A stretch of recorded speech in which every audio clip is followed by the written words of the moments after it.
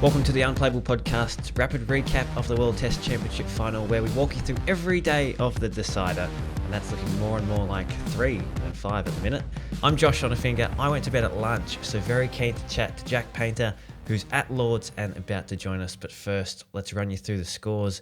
South Africa began the day at 4 for 43, a deficit of 169, and after 14 wickets fell on day one, another 14 fell on day two. Australia now have a lead of 218 with only 2 wickets in hand. The game certainly on a knife's edge. Now, Jack, South Africa were 5 for 121 and looking pretty solid when I switched off. So what the hell happened in the second session? I don't know, Josh. Your guess is as good as mine. There have been wickets falling left, right and centre here on the first 2 days, and I'm at a loss to explain it, and so are the players. Like we spoke to, Pat Cummins and David Bedingham after play, and all they had to offer was, the bowlers have bowled really well, bowled in good areas, and there's a bit of seam movement. Like every so often, one ball moves substantially, and that's what's getting the wickets. So, the game is in fast forward, and it looks like we could be heading for a finish tomorrow. So no concerns about the quality of the pitch. It's just the bowling's been that good. I think so. Like Lords here, they talked about the slope a little bit and how that exaggerates the movement. But yeah, the bowling has been exceptional. Like they put some stats on the broadcast, and typically you see about 30% of deliveries bowled in the good length area for Test matches. This Test match, it's up around the 50%, which is not surprising. Really, yeah, it's not surprising really, given the quality of the fast bowling attacks. You've got two of the world's best fast bowling attacks, and they're certainly making it hard for batters at the moment. Wow, okay. If you've got a question for Jack, if you're watching along and you think, why did this happen or why didn't this happen, you can email them through to podcasts@cricket.com.au and I'll pass them on, or hit him up on Twitter at Jack Payne. That's Payn. I know he loves his Twitter there, Jacko. So why don't we get into today's moment of the day, Jack? What was it? Well, it has to be Pat Cummins' 300th Test wicket. It was the last of the South African innings and his 6th of the innings, 6 for 28, the best figures by a captain in a Test match at Lords. It was an incredible spell, really, after lunch. He flipped the game on its head until South Africa flipped it again later in the day. But that spell really turned the screws on the South African batters and gave Australia a pretty comfortable 74-run first innings buffer. Right. So did I say that he took every wicket after lunch? Is that how that happened? He took every wicket to fall to a bowler. So there was a run out. Keshav Maharaj was caught short coming back for a second on Travis Head's arm. But other than that, Cummins took every South African wicket, taken by a bowler today. So that was 5 of them. Finished with 6 for, and that was his 14th 5-wicket haul in Tests. And it was an incredible spell of bowling. Took his 300th wicket, as I mentioned, of Kagiso Rabada, the 8th bowler to achieve that for Australia, and also the fastest in terms of balls bowled. So an incredible effort by Cummins there, and just goes to show how crucial he's been for Australia in big matches. Wow, some amazing numbers there. Is it fair to say that that's just the spell of the day then? Well, potentially 4 for 4 in 4.1 overs after lunch is pretty hard to top, I must say. But a very close second would have to be Lungi Ngiti's 3 for 35 in 9 overs after tea. So Australia, they got to tea 2 down, looking to sort of build a bit of a lead, but Ngiti flipped the squid. Ngiti turned the game on its head again after tea with a spell where he got Steve Smith out, he got Bo Webster out, and then he got Pat Cummins out when he was looking to a sort of counter-attack. So that prevented Australia blowing the lead out beyond something South Africa could chase. Potentially, it's already at that stage with 218 in front. They'd have to score the highest total in the game to win the World Test Championship. But it's not beyond them if a couple of batters get set. Yeah, it's not a massive score, is it? Was there a standout innings today, or was today all about the bowlers? It's tough potentially to find a standout innings. The quality of the bowling has been really good. Potentially Carey's 43 towards the end of the day sort of gave Australia a little bit of a buffer, gave them some momentum. And as I mentioned, push that lead beyond 200, where it's going to be difficult for South Africa to chase that unless they have an extraordinary batting performance by one of their batters. Well, looking at the fall of wicket here, Australia 7 for 73, so a lead of only about 150. I mean, if Carey and Starc roll over there, it's probably South Africa's game. Yeah, well, South Africa would have been, in that case, would have been batting by the end of the day, and potentially it looked likely they would until sort of Carey and Starc dug in and got Australia sort of safely through that last hour until Carey fell on the stroke of stumps.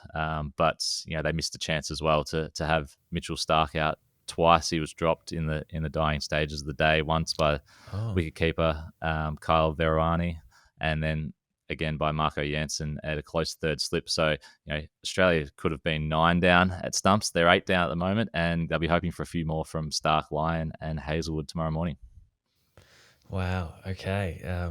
More missed chances. There was a big controversy that I saw just before lunch, and I want to get your take on it, Jack. What happened there with David Bedingham?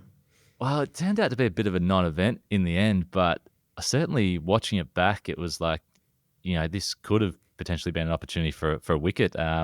He was facing Bo Webster, wicketkeeper Alex Carey up to the stumps, nipped one back into him, inside edge onto the pad, and sort of fell down towards the pad flap where it can get stuck sometimes. But on the replays, didn't look like this one was getting stuck. It was sort of bobbling around, and David Bedingham sort of stuck his glove down there, picked it up, and dropped it onto the pitch as Alex Carey was rushing forward to try and catch the rebound. So Alex Carey almost involved in another controversial Lord's moment, but there was a few little half appeals from the Australian fielders, but the umpires conferred and determined Bedingham had no sort of case to answer.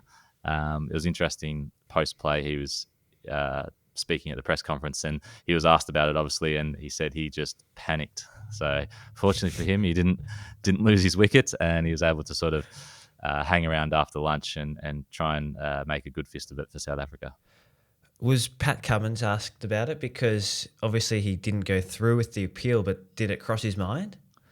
He was asked about it. He kind of brushed it away a little bit. He said that the umpires determined it was a dead ball, which is what David Bedingham said as well. But he said he probably would have withdrawn the appeal had it gone any further. God, Australia might have got deported if they went ahead with that. So maybe it's the best that they didn't. What was unexpected today, Jack? I think another 14-wicket day was unexpected. Like the game is moving rapidly. Perhaps I should have been expecting it after 14 fell on day one, but I thought, the pitch would sort of flatten out a little bit on day two as the sun got on it, but it wasn't the case. The clouds sort of hung around, the sun poked through here and there, but the bowlers were just on top all day. And, as we mentioned before, just relentless in their pressure on both sides batters, really, and just, chance after chance ended up coming. Now, Temba Bavuma hit a nice 6 at the start of day 2, and somebody in the crowd caught your eye. What happened in the crowd there? Yeah, so it was quite a good crowd catch, actually. So this is the bit of we've seen a few little nuggets in terms of what people are wearing to the game. I had a mate in the crowd yesterday who was wearing a 1999-2000 Ansett training cap. So that was quite unique. And then this one of this guy who was so he was able to hang on to Bavuma's 6, the only 6 in the match so far, and he was wearing a sort of vintage cricket cap, which caught my eye. So you can have a look at that on the highlights on Instagram for sure. But it's a good catch in the end. Yeah, I think the ICC posted that on their social channels, so check it out if you want to have a look. Any other funny moments to discuss today?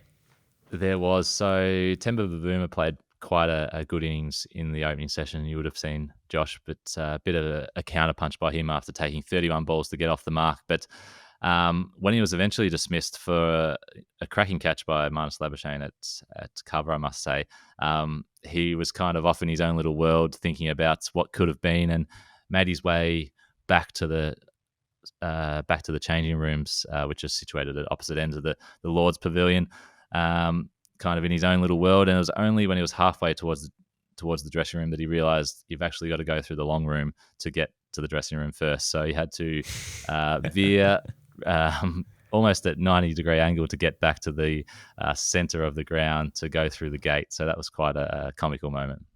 Now, I asked you about good seeds yesterday. You said Cummins to Mulder was a good one, but you didn't give Josh Hazlewood any credit. So I'm going to ask you again. I'm seeing on the scorecard lots of bolds. Were there any great bolds today? Yeah, so plenty of bolds today, plenty of wickets falling in general, really. But the one that sort of stood out to me, and potentially because it was the danger man, Travis Head, but Wiaan Mulder, the South African all-rounder, put in a good stint later in the day, and he managed to sneak one through Head's defences, wrapped him on the pad, and then ricocheted onto the top of the off stump. So that sort of broke the game open as well. Especially Head came out sort of as he does, looking to counter attack, and it got a few away. But Mulder sent him back with quite a nice delivery that sort of skidded through and took the off stump. Right. Okay. I'm going to finish with yesterday's most popular question. Jack, what was on the lunch menu today? We all want to know. Another good day in the lunchroom in the press box today. We had some sort of chicken thighs with spinach and some Scottish salmon, which was quite tasty as well. I managed to get both mains on day one, but there was also a cheesy cauliflower today that I couldn't quite get my hands on. I got denied the option of double dipping into both mains. Got away with it on day one, but couldn't on day two. So I'll have to try again tomorrow. So it's a bit of a shame this game is finishing so quickly. I won't be able to cash in on all 5 days of the lunch, but we'll make a good fist of it tomorrow, hopefully. What makes a salmon Scottish, by the way? I'm not sure. I might have to quiz the chefs here tomorrow with that one.